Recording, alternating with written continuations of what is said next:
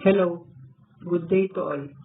My name is Mayano Bigernati Jr., BS Criminology to India. In this video, I will discuss the different parts of SLR camera. First is film winder. Winders can be set to run on intervals. Until the roll of 36 exposure is used, the photographer will not have to touch his camera. This makes winders especially useful for copy work, where camera movement must be avoided, and for time-lapse photography. Next, shutter speed dial.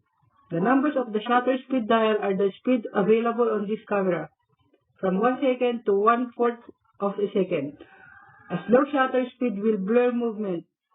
A speed shutter will freeze action. Each change doubles halves the shutter speed, and each effect on exposure is equal to each change in f-stop. Next, flash hot show. A hot show flash is a flash that can be triggered to fire with the camera shutter when it is inserted into a standard hot show on top of a camera. The hot show from most camera manufacturers allow two-way communication between camera and flash for adjusting the power and the other settings on the flash. Focusing ring. This section of the lens that rotates to allow the photographer to focus the image.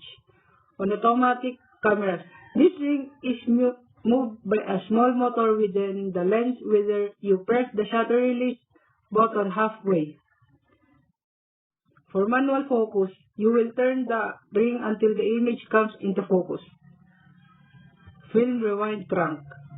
Film rewind crank enables the exposed film inside the camera to be moved back into its cartridge canister before being taken out for processing.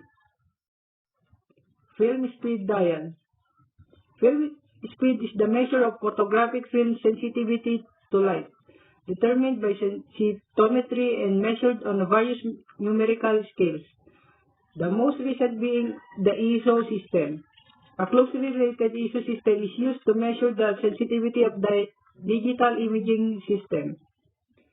Flash sync socket. Flash synchronization, typically referred to as flash sync, is the means by which electronic flash or flash bulbs can be fired at precisely the moment when the camera shutter is fully open. Lens. The lens is what focuses light from what you see through the viewfinder into a tiny, typically 35mm spot on the back of your film, DSLR or mirrorless camera. Depth of field preview. The extent of this area of apparent sharpness is known as the depth of field, and it can be made shallower or deeper to creative effect.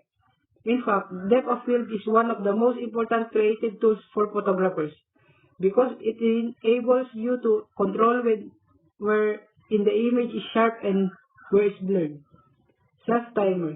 A self-timer is a device on a camera that gives delay between pressing the shutter release and the shutter's firing. It is the most commonly used to let the photographer take a photo of themselves. Aperture ring. The aperture ring on a lens allows the photographer to control the aperture within the lens. These settings are marked on the lens using f-stops.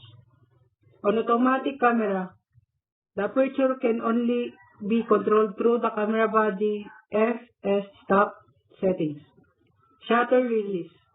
When pressed, the shutter of the camera is released so that it opens to capture a picture and then closes, allowing an exposure time as determined by the shutter speed settings. And that's all the parts of SLR camera. Thank you.